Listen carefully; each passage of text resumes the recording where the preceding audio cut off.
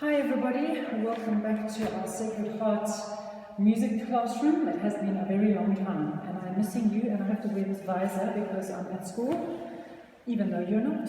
So anyway, here we are. So we're going to do a bit of theory today so that we can get some skills in order to make your GarageBand songs that you're going to be doing.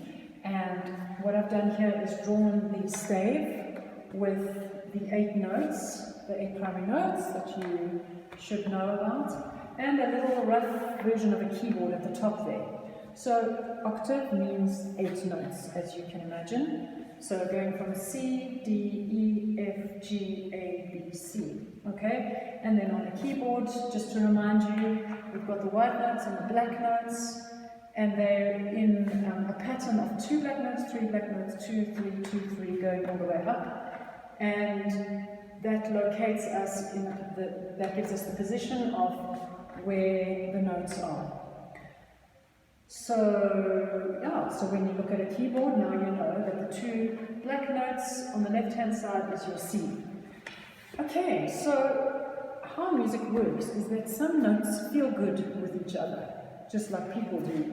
So that's why we call it a harmonious relationship. If something feels harmonious, it feels good. If it is unharmonious, then we don't get along so well. Okay, so some notes get along better than others with each other. Okay, so we're talking about harmony now, obviously. If I'm looking at C, and I want to make a harmonious relationship for C with other notes, we're going to go for an E and a G, and those notes feel good together. That's called your C chord, C, E, G. But they are following good social distancing principles because there is a gap between them each time. Okay, so they feel good. C, E, and G is your C chord. Now the next chord that we would play very easily after a C chord is our G chord. So we've obviously got the G chord, G note. Now we add on, the next notes would be B and then D. Also still following a bit of social distancing. This D is not cooperating properly. So there's still a gap between them, G, B, D. And those feel good together. Then we progress to the F chord. So we're going from C is number 1, to the G is number 2, and then F is our 3rd chord, F, A, C. So those notes feel good together, and that is your F chord. Alright, so now we're going to move over to your GarageBand, and we'll carry on from there. I've opened GarageBand on my iPad, and I'm going to choose the little plus here to create a new song. And then over here the blank one, new. Okay, all fresh and lovely and new. We press the plus and we select instruments, and we're going to go for keyboards first. So let's open up our keyboards. We're going to press autoplay 1. Now remember, we are practicing going from our C chord, that sounds like that, to our G chord, to our F chord, and then back to our C chord. Alright, so we're going to do 4 beats for each of those chords. Here we go, let's record. 1, 2, 4. 1, 2, 3, 4. 1, 2, 3, 4. 1, 2, 3, 4. Okay, so there we have it. Let's just play it. 1, 2, 3, 4.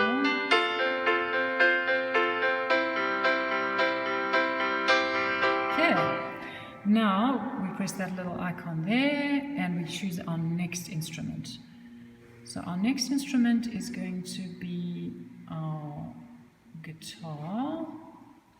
Okay, let's go for smart guitar again.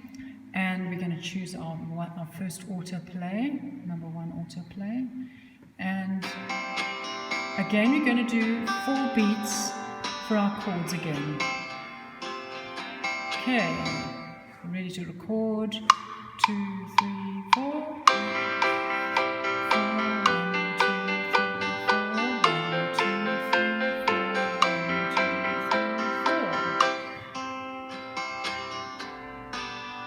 Ah, I'm so clever, hey? Look at me go. Okay. Oh dear, there's a bit of a hitch there, but anyway. Now let's go to our instruments again, and we're going to choose a bass. Bass is here. And we're going to do exactly the same pattern again. Okay. So the idea is that you're not having any clash, no disharmony. Disharmony. Yeah, that's the word I'm looking for. 1,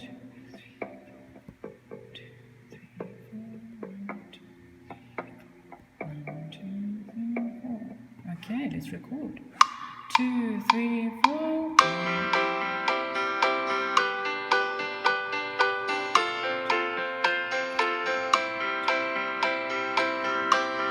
Okay, so I think we've got that down. Let's go and choose another instrument.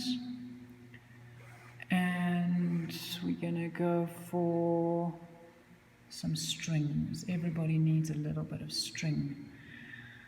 Okay, so once again, maybe if we try autoplay 2.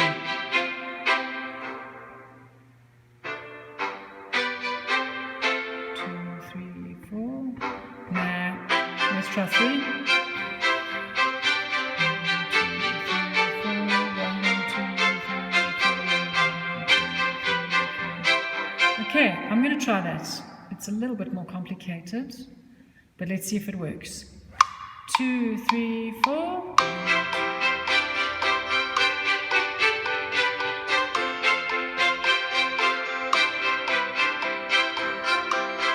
I think that's working pretty well.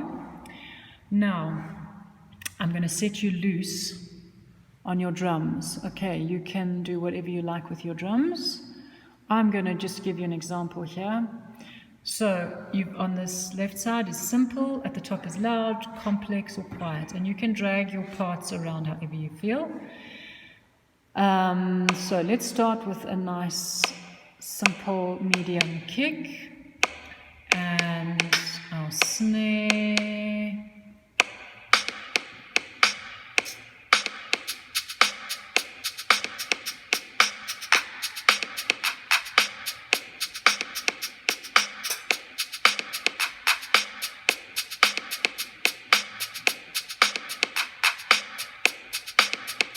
Okay, I'm pretty happy with that, so I'm going to record that.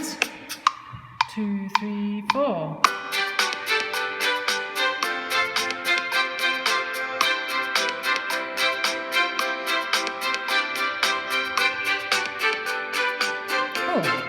So there's my piece. Okay, it's all done. So this now means that you've learned to put chords together. The whole idea is that you choose the same chords for your instruments and you lay them down at the same time. So you give them the same time portions every time. Otherwise, it gets a bit chaotic. Anyway, I hope you've enjoyed this lesson and I look forward to seeing you soon. Bye.